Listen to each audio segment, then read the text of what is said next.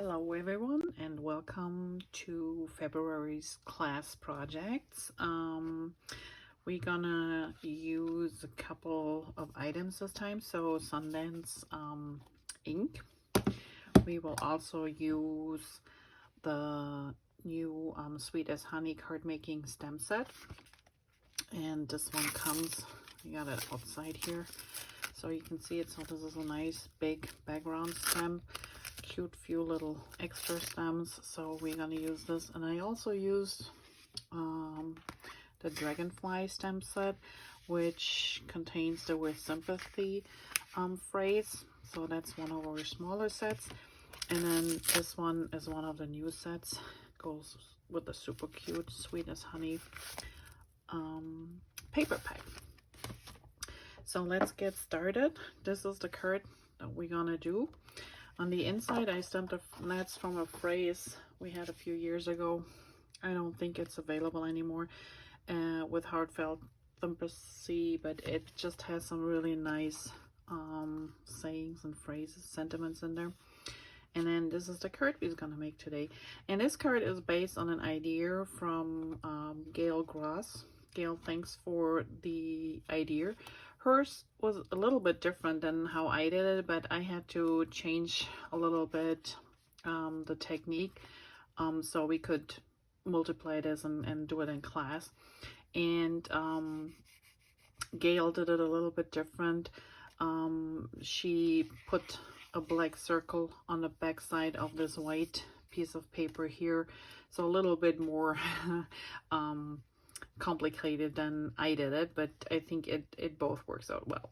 And her card can be seen on Greetings from Gail's at blogspot.com.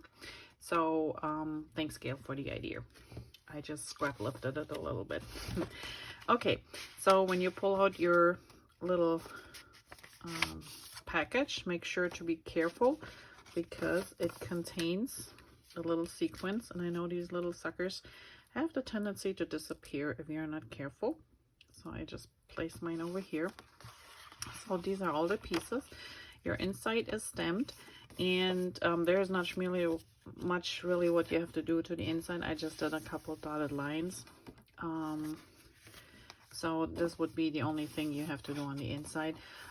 If you ever, in this case, I had a little smudge here from the black ink. So I just added another B on here. Okay, now this piece is kind of centered in the middle of your card, and it will be raised. So we're gonna start with adhering these strips here to the top and to the bottom of your card. And then the gray ones will go right on top, but just overlapping each strip a little bit. Okay, this way we make sure that when we place the white one at the end on top, we see a little bit of the gray strip on both sides, and we cover every white spot on the front of the card. Okay, so let's put this aside for now. Let's grab some adhesive. And I'm gonna grab my adhesive runner for now. And you just want to adhere the paper flush to the bottom, which is that gray piece. And this is the bottom of my card. I just make sure. And then you just want to make sure it is going to be nice and flush. That's looking good. And then we do the same with the top.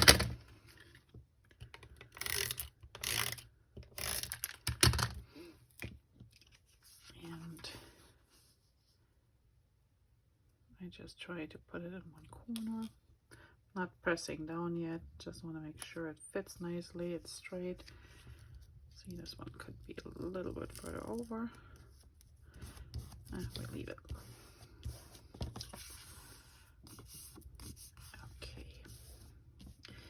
Now the strips are a little bit thinner, so I'm going to use my Tombow glue simply because it's got a finer tip. and I have a little bit of wiggle room to add the strip on. If you have tweezers, that is a good time to use them. So I really just a tiny little bit pull, go over the edge here. So this is just a tiny little bit, and you want to push it down for a second, and then we go with the second one.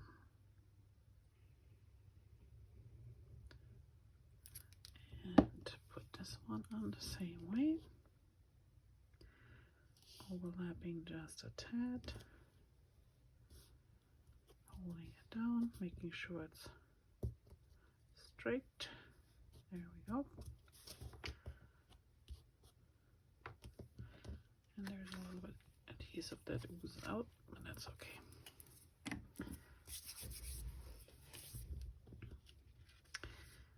Just making sure I didn't get it on the inside of the card so it sticks together at the end. Okay, while this is drying, let's check out our little circle. So this circle is stamped with this big stamp set here, and naturally it's just part of the stamp. And when you do this, you want to make sure this stamp set is very big. So when you're using it on a bigger card, which we will have another one, the second card has the whole stamp set on it, you might want to use a stamping tool like a Misty or so, because it is a very delicate stamp, and you either have to work with a very big stamping block, and you really have to push and make sure that you got a good impression. Sometimes with those detailed ones, that's a little bit hard, so I like to use my Misty in these cases because I know it's gonna get a nice impression, and if I don't get it all the way right, I can always use you know, set it back in and try it again. Okay, now this is my yeah testing sheet and just work on sheet, and I just gonna use one of our stamps of our sponges, these nice round sponges that you can get from Close to My Heart, and I cut mine in wedges. Use one of these little clips, which makes it a little bit easier to hold on. And then all we do is, so we use the Sundance ink in this case, and I just dab it a little bit and start going from the edge to the center. And I have it a little bit darker on the bottom, so if this is the first time you're using it, try using it on a separate piece of paper just to test it out. Otherwise, start on the bottom, because if this gets a little bit darker, that's fine, that's what we want. And the top is going to be lighter, but you're pretty much just smushing in the ink a little bit, and you can see where I go over a few more times here. So the bottom is a little bit darker, the top is a little bit lighter, and it will lighten up a little bit more once it dries completely. It is dry to the touch, doesn't smudge, but usually the ink will dry a little bit more. Okay, so continuing, so this piece is the background, and when you adhere this, it kind of fits almost in between those two stripes. It might overlapping a tiny little bit depending on where you put them, but that's fine, that's not a big deal. We just add a little bit adhesive to it, and all you have to do is make sure you get it between the two grays and just a tad off the edge here, like about here. Okay, now before you adhere the circle, we're gonna take this one.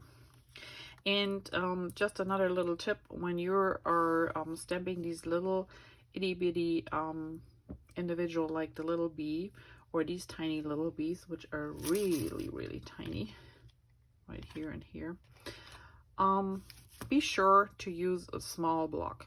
If you use a big one, it is really hard not to rock. And when you rock these, they're just gonna be a big blob.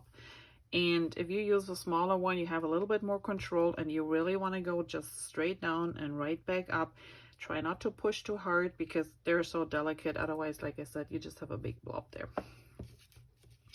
Okay, so this one is raised, so you want to get out your foam tape, and I happen to have a tiny little bit of a roll left here, which I want to use up because the longer it sits, it doesn't get better.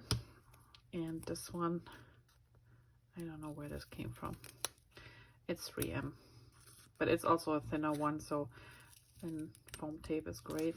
As I do here, I just cut mine in half because I don't need a thick one. I just want a little bit on each of these edges here. And there's that thin one, that's plenty. Okay. Now we have a little bit more here for the sides. And we're using it up. So again, I'm just cutting this in half.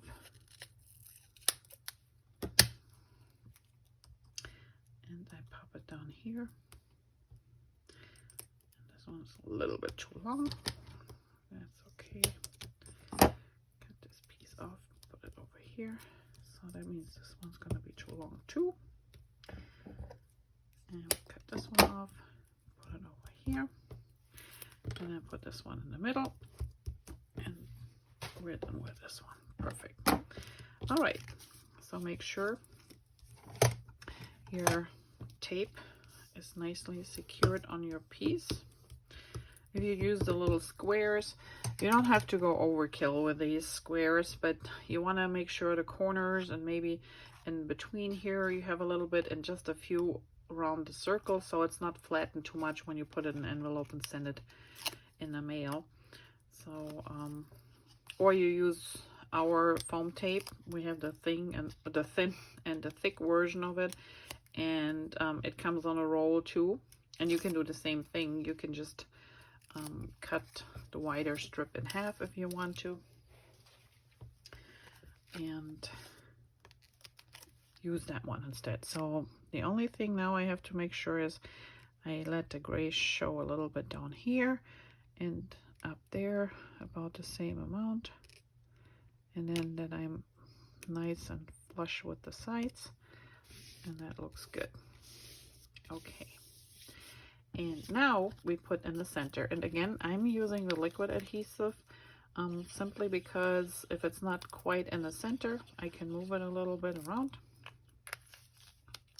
without any problems, and I can center it about here, and you push it down and you're done.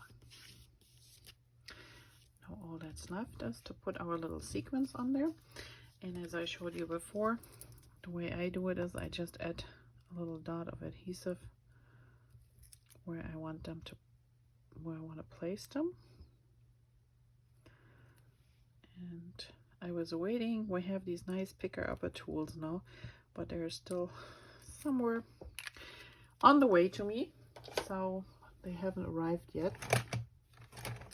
And I hope I'm gonna get them in the next few days, and I show you that they make these, picking up these sequences really easy, because with the tweezers, it works with the tweezers too, but sometimes it's a little sticky, and this is just easier. Okay, and that adhesive dries clear. You also want to make sure when you pick up these, oops, there you see. Okay, come on, there we go. When you pick up these sequins, they have a shallow side and a, let me remove this.